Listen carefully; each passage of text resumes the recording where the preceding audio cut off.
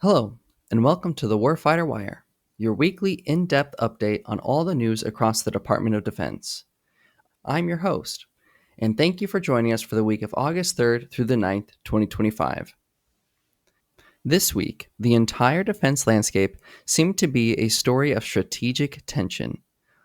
On one hand, the Joint Force was fully engaged in looking outward, testing its capabilities for a potential large-scale, high-tech conflict against a peer competitor. We saw the culmination of a massive global exercises designed to push the boundaries of command and control across immense distances. But juxtaposed with this intense focus on future warfare was a severe and strategic internal security challenge. An active shooter incident at Fort Stewart, Georgia, resulted in 5 soldiers being wounded and has triggered a massive investigation into force protection and personnel oversight failures. This event casts a sharp, sobering light on the complex internal threats that the force is facing. At the same time, we are seeing major policy and acquisition initiatives that clearly signal the Pentagon's strategic direction.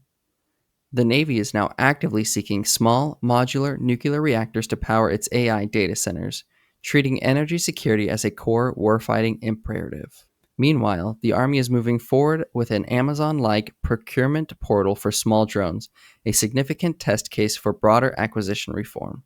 When you view all these developments together, you see a department simultaneously preparing for a complex, high-tech future while grappling with immediate and difficult challenges right here at home. We're going to break it all down, branch by branch, starting with the big picture from the Pentagon leadership and joint activities.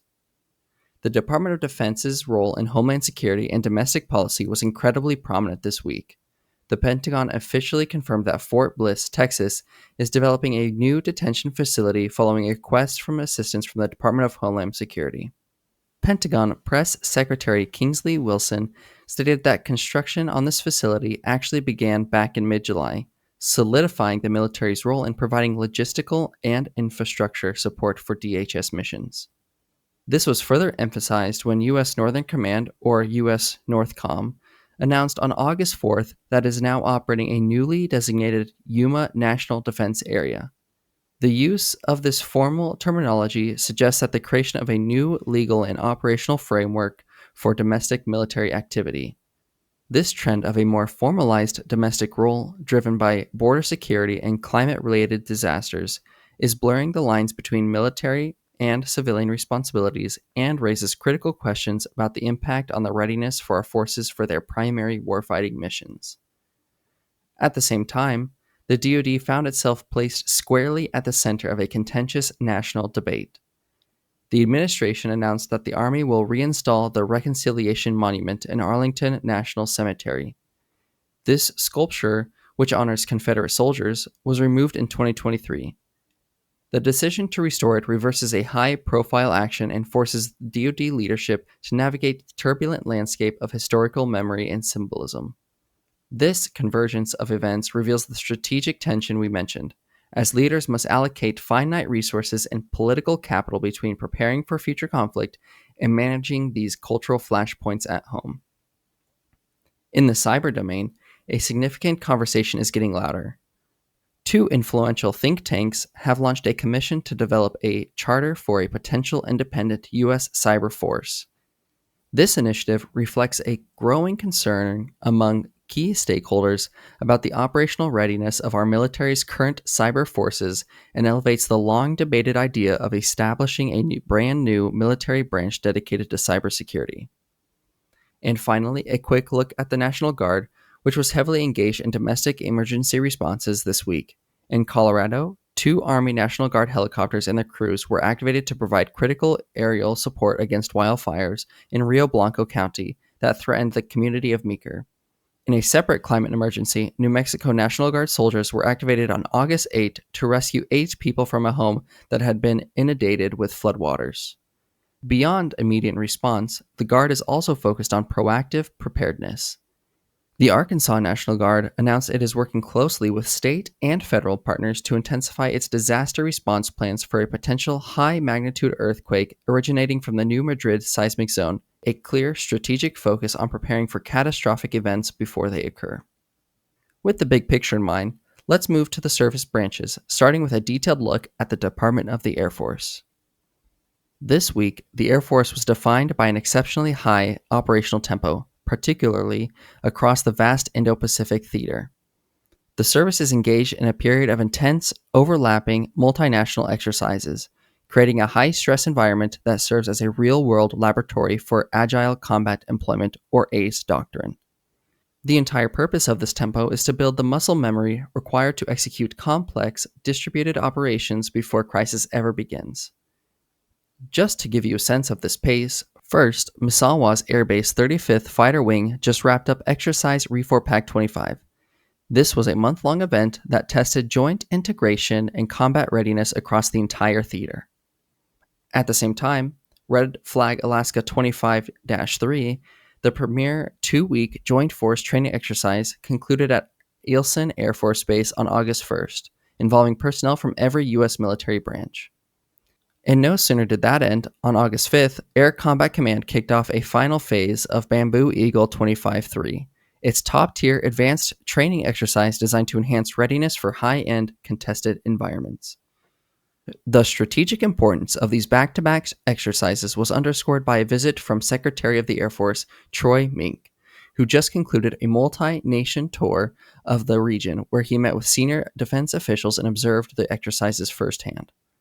Beyond training, the Air Force took concrete steps to enhance its defensive posture on the Korean Peninsula. F-16 Fighting Falcons began relocating from Kunsan Air Force Base to Osan Air Force Base in South Korea.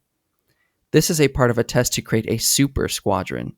The temporary consolidation of force aims to provide a more robust and resilient defense against potential threats from what the report calls an increasingly belligerent North Korea. However, this high operational tempo has been accompanied by readiness challenges.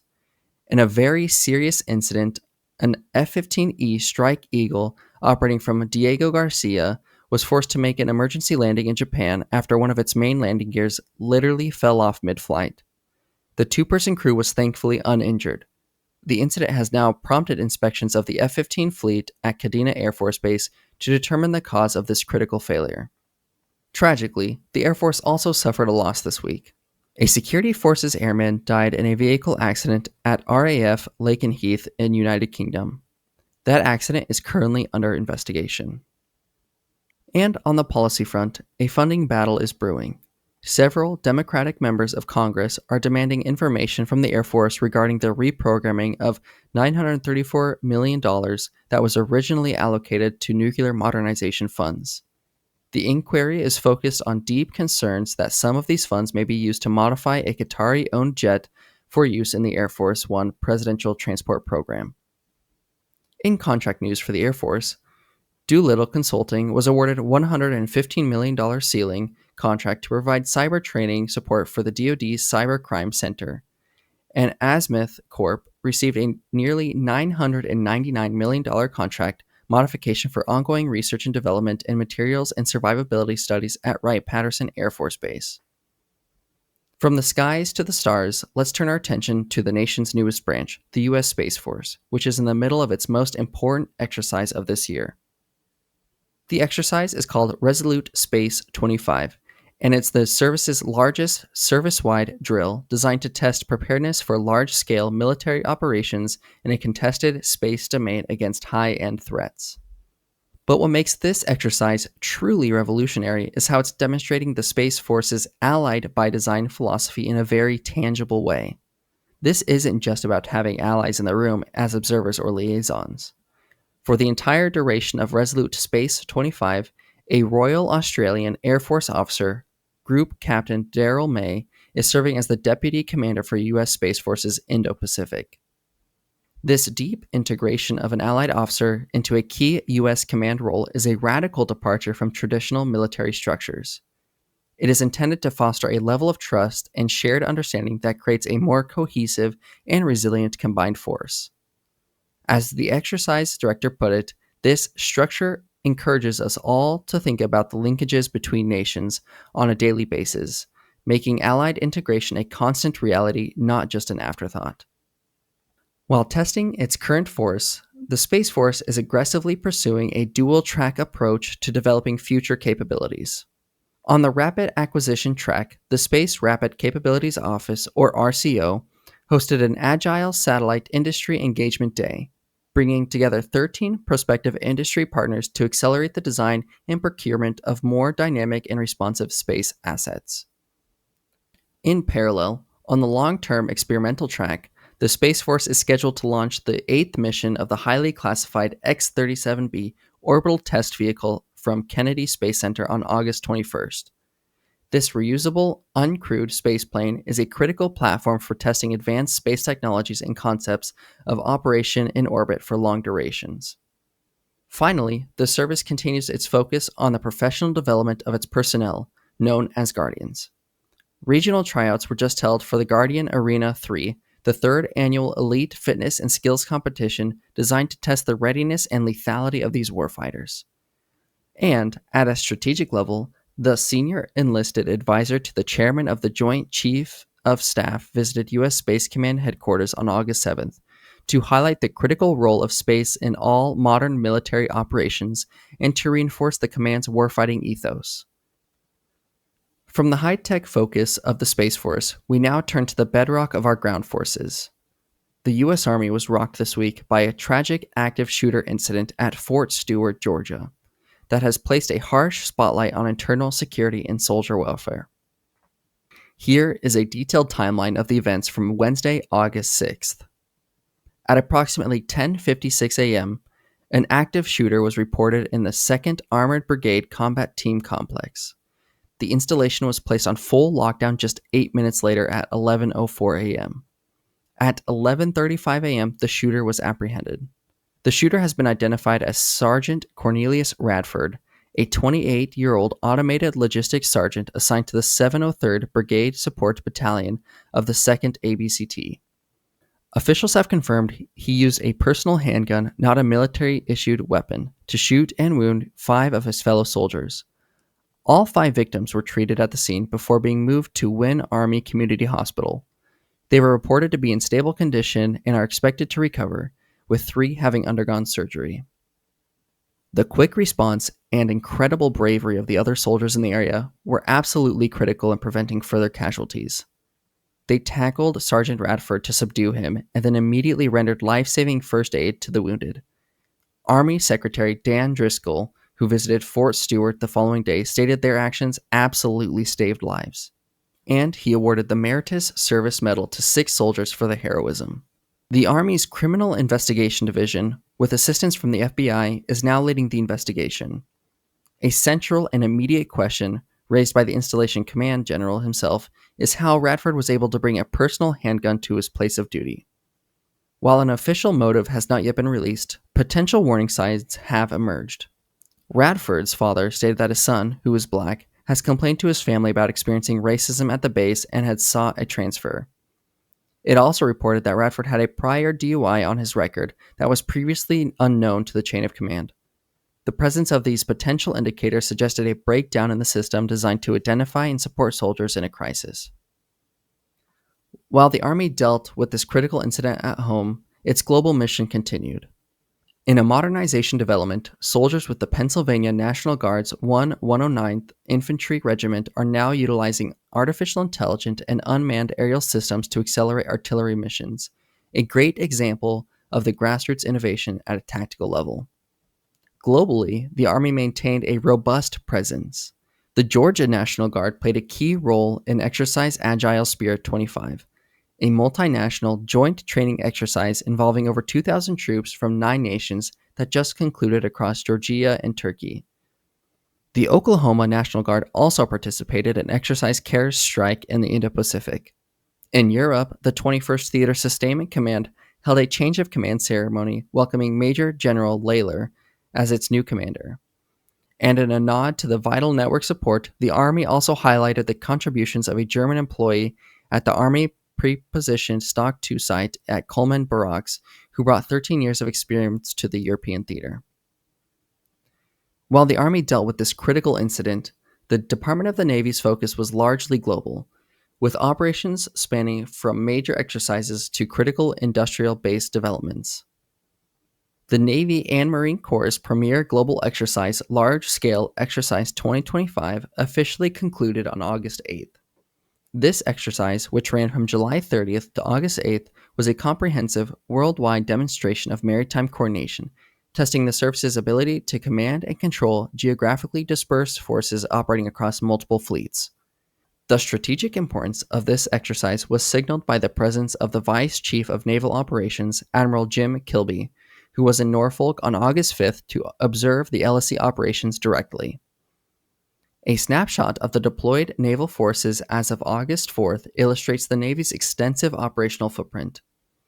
In the Indo-Pacific, the USS George Washington Carrier Strike Group, including the cruiser USS Robert Smalls and the destroyer USS Shoup, was operating in the Philippine Sea as part of an exercise Pacific Arsenal.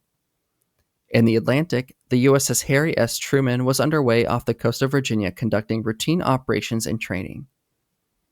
And a significant destroyer presence was maintained in key maritime checkpoints in the Mediterranean and the Middle East, with USS Arleigh Burke in the Middle East Mediterranean, the USS Forrest Sherman in the Gulf of Oman, and the USS Fitzgerald and the USS Truxtun in the Arabian Gulf. On the humanitarian front, the Mercy-class hospital ship USNS Comfort arrived in Port Spain, Trinidad, on August 5th for the final mission stop of its continuing Promise 2025 deployment. The arrival followed the ship's departure from Costa Rica on August 1st, where its crews provided extensive medical, dental, and veterinary care to local communities. Perhaps the biggest Navy news this week, however, relates to the shipbuilding sustainment, where we are seeing several significant developments. In what marks a major policy shift, the Navy awarded a maintenance, repair, and overhaul contract for the U.S. Navy auxiliary ship USNS Alan Shepard to South Korea's HD Hyundai Heavy Industries. This is the first such contract ever awarded to a South Korean firm. It represents a pragmatic solution to a well-documented capacity constraints and maintenance backlogs that have been plaguing U.S. domestic shipyards. This strategy of allied sourcing is designed to provide immediate relief and free up domestic yards for more complex work on nuclear-powered vessels. The Navy is essentially betting that the benefits of allied industrial integration will outweigh the risks of depending on foreign yards for sustainment. Domestically, Huntington Ingalls was awarded a $276.1 million contract modification for advanced planning and long lead time material for the upcoming USS Harry S. Truman Refueling Complex Overhaul, or RCOH. And in a clear example of a data-driven decision cycle, the Navy is preparing a contract for Raytheon to automate significant portions of the Standard Missile-6 SM-6 production line. This is a direct response to the need for a greater magazine depth and faster production, a lesson directly informed by large-scale exercises like LSE 2025. And in that major move, with huge implications for future warfare, the Department of the Navy issued a major solicitation to industry for initiative deployable energy solutions to power Navy and Marine Corps installations. The request seeks prototypes capable of providing power with 99.9% availability, even if the public grid fails. Critically, the solicitation emphasizes the need to power high-demand data centers for advanced artificial intelligence systems and specifically identifies next-generation technologies like small modular nuclear reactors, geothermal power, and advanced battery storage as key areas of interest. As Secretary of the Navy John C. Phelan stated, "Energy resilience is warfighting resilience," underscoring the major strategic shift. From the Navy's blue water operations, we now move to the expeditionary force and readiness. This week, the U.S. Marine Corps took a critical step in adapting to the modern battlefield by publishing its first official drone fighting handbook. The release of this manual is a significant milestone in the Corps' adaptation to the realities of the 21st century battlefield. It signifies the point where ad hoc solutions and battlefield observations, like those from the conflict in Ukraine and from recent live fire tests at Camp Lejeune, are now formally codified into Doctrine. This provides a common language and a set of approved tactics, techniques, and procedures that can be taught across the entire force, ensuring every Marine has a baseline understanding of how to counter this pervasive threat. This development is a clear sign of maturation for the Force Design 2030 concept, showing its transition from high-level guidance to practical, tactical-level implementation. On the international diplomacy front, from August 4th to August 6th, the Commandant of the Marine Corps hosted the Marine Leaders of the Americas Conference, or MLAC 2025, in Washington, D.C. The event convened senior Marine and Naval infantry leaders from 19 nations, including Argentina, Brazil, Canada, Chile, Colombia, and even key European partners like France and the Netherlands, to foster collaboration and to discuss shared security challenges across the Western Hemisphere. On the personnel and readiness front, the week was marked by tragedy. A Marine Corps Reserve sergeant died after collapsing during a physical fitness test, PFT. The death is now the subject of two separate investigations, one by the Naval Criminal Investigative Service, NCIS, and a safety investigation by Marine Forces Reserves. The Corps also continued its own routine personnel management, releasing Mayor Admin 34025, authorizing August promotions for active duty corporals and sergeants, and Mar Admin 35325, announcing officer promotions. And in acquisition news directly supporting individual and marine readiness, Galvion Technologies LLC was awarded a 5-year, $131.4 million contract for the integrated helmet system, a key piece of personnel protective equipment for the warfighter. And finally, to bring all these strategic priorities into focus, let's follow the money. The Pentagon's priorities can also be seen in the contract it awards, and this week's summary is a tangible execution of the strategic priorities we've discussed throughout this video.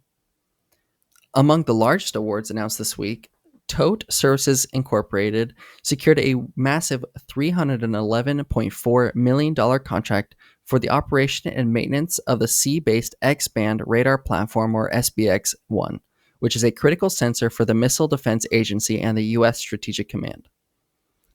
Hunting and Ingalls was awarded that $276.1 million modification for advanced planning and materials for the USS Harry S. Truman's massive refueling complex overhaul. Galvion Technologies, LLC received the $131.4 million contract to produce the integrated helmet system for the Marine Corps. And Doolittle Consulting, LLP, landed a $115 million ceiling contract to provide support for the DoD's Cyber Crime Center's Cyber Training Academy. So as we wrap up this week, the picture is one of profound duality. It is a Department of Defense pushing hard into the future of integrated, allied, high-tech warfare across every domain imaginable, while simultaneously being forced to confront incredibly complex, politically charged, and tragic security challenges right here at home. That is all the time we have for this week of the Warfighter Wire. Thank you for joining us. Please like, subscribe, and hit that notification bell to stay up to date on all the news from across the force. We'll see you next week.